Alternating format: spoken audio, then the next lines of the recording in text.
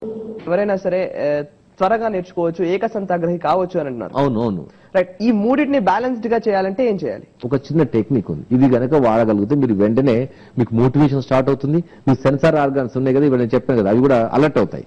నాకేంటి లాభం, what is in it for me అంటే క్వశ్చన్ వేసుకోండి. ఇది చూడటానికి సెల్ఫిష్ గా ఉంటుంది ఇది, బట్ ఇట్ గివ్స్ మోటివేషన్. అంటే నాకేం లాభం, నేను చదవాలి, నేను ఒక టీవీ ఇప్పుడు అక్కడ సినిమా వస్తుంది, నాకేం లాభం ఆ టీవీ చూస్తే, మా ఫ్రెండ్ అనవసరంగా ఫోన్ కాల్ చేస్తున్నాడు, నాకేం లాభం అంటే ఇక్కడ సెల్ఫిష్నెస్ కొరకు కాదు, ఇక్కడ దీనికి టెక్నిక్ ఉంది. అంటే మీకు వస్తుంది లాభం, టీవీ చూస్తే నష్టమా లాభం అండి? అయితే నేను అడుగుతాను, లాభం అనేది రెండు రకాలుగా ఉంది.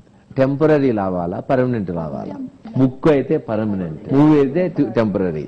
కాబట్టి ఇక్కడ మీరు ఆలోచించాలి. బుక్ తీసుకున్నప్పుడు కూడా మీకు ఆలోచన రాగానే నాకు ఏది కావాలంటే, నాకేం బెనిఫిట్ ఇది చేస్తే, అది చేస్తే, temporary benefit, permanent.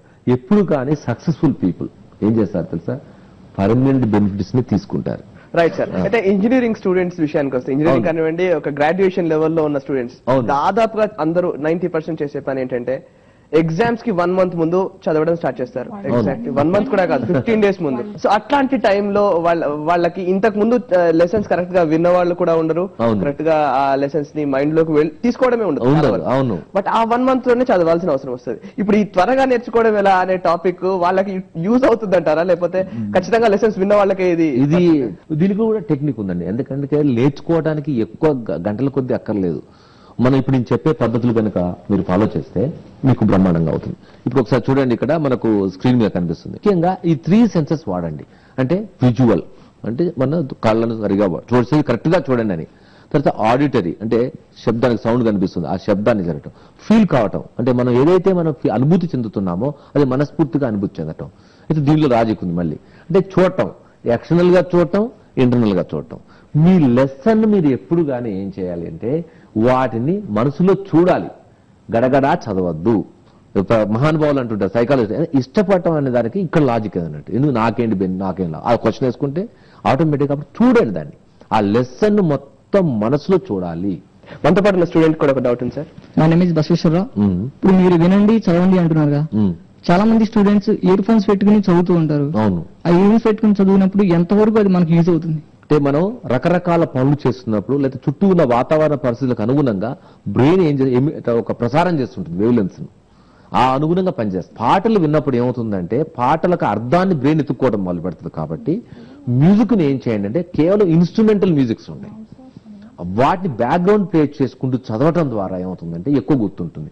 But sound should be very lower, చాలా తక్కువ డెసిబుల్స్ లో ఉండాలి, తక్కువ ఎక్కడి నుంచో అలా వస్తూ ఉండాలి. అలా చదవండి, ఎక్కువ గుర్తుంటుంది. కాబట్టి మీ అలవాటు ఏం చేయండి, కొంచెం సర్దిద్దుకుంటే బాగుంటుంది. కానీ పాటలు మాత్రం వద్దు, ఇన్స్ట్రుమెంటల్ మ్యూజిక్. సార్ మరో స్టూడెంట్ డౌట్ కూడా క్లారిఫై చేయండి.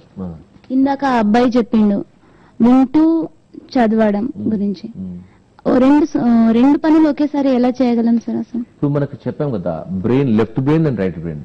చదవటము అనేది ఏంటంటే మనం దాన్ని లెఫ్ట్ బ్రెయిన్ కింద తీసుకుంటుంది.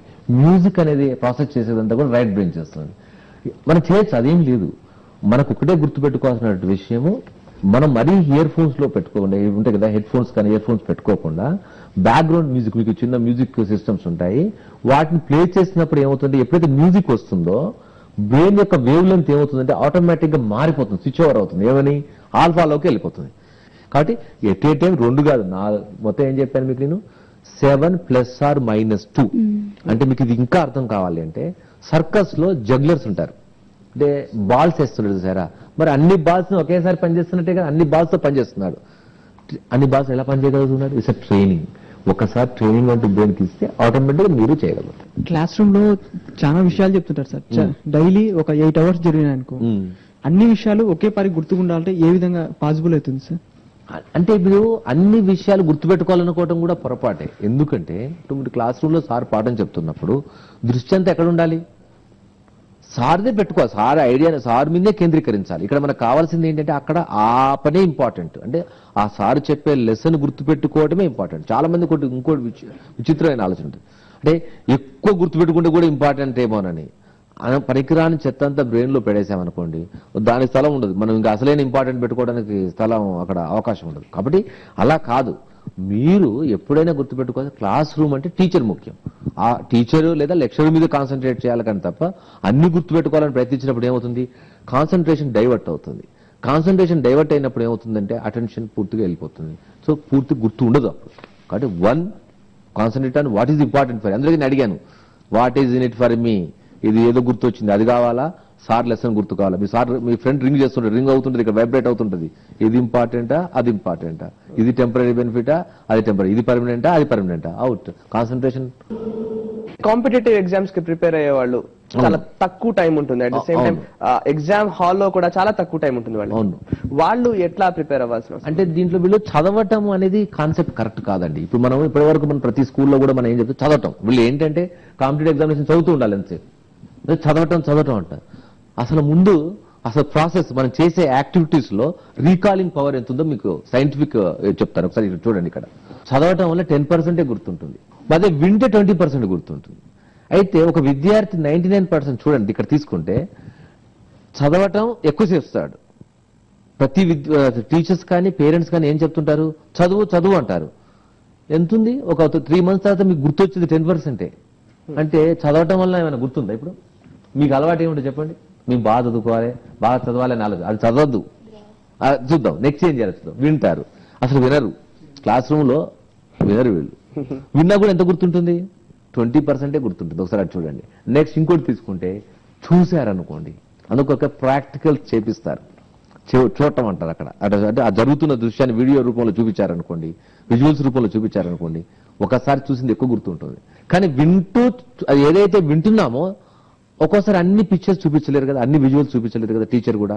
ఆ విన్నదాన్ని వెంటనే నువ్వే ఒక మెంటల్ ఇమేజ్ క్రియేట్ చేసి మనసులో చూసావనుకోండి, 50% గుర్తుంటుంది. నువ్వు చదువుతున్నావు, జస్ట్ లిప్స్ మాత్రమే ఉపయోగిస్తున్నావు, కళ్ళు మాత్రం ఇక్కడ ఏదో బుక్ మీద ఉంటుంది, బట్ ఏదో గుర్తొస్తుంది. సో ఇక్కడ ఇన్వాల్వ్మెంట్ లేదు. అదేవిధంగా మనం అలా చేసిన తర్వాత చెప్పడం ద్వారా ఎక్కువ గుర్తుంటుంది. అందరికీ నేను అడుగుతుంటాను ప్రతిసారి వర్క్ షాప్స్ లో, క్లాస్ రూమ్ లో అందరికీ అంటే ఎక్కువ నాలెడ్జ్ ఎవరికి లెక్చర్కే ఎందుకుంటుంది. Very good. ఎందుకంటే లెక్చరర్ ఎప్పుడు చెబుతూ ఉంటాడు. అంటే మనం నేర్చుకునే దాన్ని ఇతరులకు చెప్పడం ద్వారా ఏమవుతుందంటే ఎక్కువ గుర్తుంటుంది. కాబట్టి ఏం చేయాలి, మీరు నేర్చుకున్న దాన్ని మీ ఫ్రెండ్స్ తో డిస్కస్ చేయాలి. చెప్పడం అంటే అర్థం ఏంటి, డిస్కస్.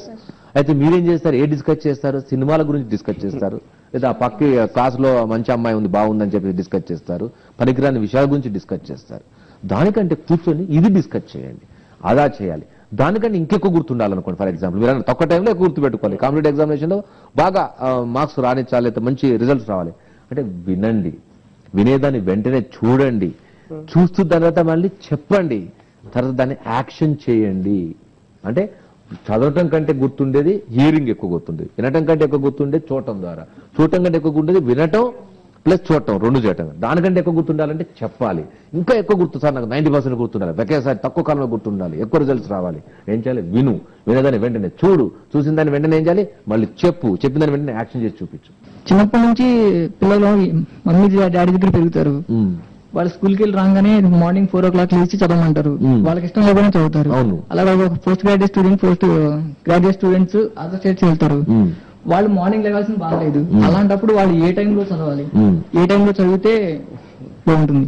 ఇక్కడ లాజికల్ గా ఒకటి టైం అంటూ బలవంతం చేయకూడదండి. 3 గంటలకి లేచి నేను చిన్నప్పుడు చదువుకుందని వాళ్ళు నాన్న ఏం చేస్తారంటే పిల్లవాడిని 3 గంటలకు లేచి కూర్చోబెడతారు. అది కరెక్ట్ కాదు. ముందు అతనికి ఇష్టం అంటే అని చెప్పేసి మధ్యాహ్నం 10 గంటల దాకా పడుకోలేదు, 12 గంటల దాకా పడుకోమని కాదు. అక్కడ సహజంగా మనకి ఏంటంటే చిన్న పిల్లలకు ఎక్కువ నిద్ర అవసరం. ఇప్పుడు అందరికీ వాడు ఈ ప్రశ్న నీకు సంబంధించిన అయితే ఒక రకంగా ఉంటుంది, అదే చిన్నపిల్లలకైతే ఒక రకంగా ఉంటుంది. చిన్నపిల్లలకైతే అనుకోండి 8 hours కనీసం ఉండాలి నిద్ర, 8-9 hours. ఇంకా చిన్నపిల్లలు అనుకోండి ఎక్కువ నిద్ర ఉండాలి. అది అలా ఒత్తిడి చేయకూడదు. ఒత్తిడి చేయడం వల్ల ఏమవుతుందంటే అయిష్టంగా చదువుతున్నాడు. అయిష్టంగా ఉన్నప్పుడు ఏమవుతుందంటే బ్రెయిన్ ఎక్కడ ఉంటుంది, బీటా లెవెల్లో పనిచేస్తుంది. బీటా లెవెల్లో పనిచేసినప్పుడు మనం ఏదైతే దాంట్లో పడేస్తామో బ్రెయిన్ లో అది ఎక్కువ కాలం గుర్తుకోకుండా అవతల అంటే నెట్టేస్తుంటుంది. కాబట్టి వాడు చదివినా ఉపయోగం లేదు. అంటే బలవంతంగా కోపంతో తిడుతూ వాళ్ళని తిట్టి చదివించాము, ఇష్టం లేకుండా కుదరదు. కాబట్టి ఏం చేయాలి, వాళ్ళు లేనివ్వండి అని చెప్పేసి ప్రశాంతంగా ఆడుకోనివ్వండి. తర్వాత వాటికి మోటివేట్ చేయండి. అందరికీ నేను చెప్పాను, మనం ప్రశ్న వేసుకున్నాం. మనం అంటే మనం మైండ్ యాక్టివేట్ కావాలంటే నాకేంటి బెనిఫిట్. అలా చిన్న పిల్లలకు మొదటి నుంచి అది బెనిఫిట్ చేయండి. పొద్దున్న లేస్తే బెనిఫిట్ ఏంటి, ఎంత టైం మిగులుతుంది, టెంపరీయా పర్మనెంటా, ఇలా క్వశ్చన్ వేసినప్పుడు అలాంటి పద్ధతులు వాడు సెల్ఫ్ అనాలిసిస్ చేసుకోవడం నేర్పించినప్పుడు మనం లేపాల్సిన అవసరం లేదు, వాళ్ళే లేస్తారు. రైట్ అదండి. రైట్. నాకేంటి అనేది ప్రాసెస్ నడుస్తూ ఉంది సార్. ఎందుకంటే నాకు చాక్లెట్ ఇస్తావా ఏమిస్తావా అని అడిగి, సో పాజిటివ్ గా ఉండాలి. Note that positive, that is important. Right. సరే, అయితే చివరిగా త్వరగా నేర్చుకోవడం ఎలాకి మీరు కంక్లూజన్ ఏమిస్తారు? చదవటం ద్వారా 10% గుర్తుంటుంది. కాబట్టి చదవటం కంటే కూడా ఏం చేయండి అంటే దాన్ని ఏదైతే చదువుతున్నామో దాన్ని చూడండి, మనసులో చూసి అలా మనసులో ప్రాక్టీస్ చేసుకొని చెప్పండి ఇతరులకు. చెప్తున్నప్పుడు మీ యొక్క బాడీ లాంగ్వేజ్, ఎందుకంటే కనెస్థెటిక్ ఫీలింగ్స్ కూడా కావాలి కాబట్టి ఇది ఎప్పుడైతే ఈ బాడీ లాంగ్వేజ్ కూడా ఉపయోగిస్తామో ఎక్కువ గుర్తుంటుందండి. తర్వాత ఇదే కాకుండా ఇంకో టెక్నిక్ ఉంది. ఇప్పుడు మన నెక్స్ట్ సెషన్ లో కూడా అంటే ఇంకా గుర్తుపెట్టుకోవడానికి ఇంకా రకరకాల సాధన పద్ధతులు ఉన్నాయి.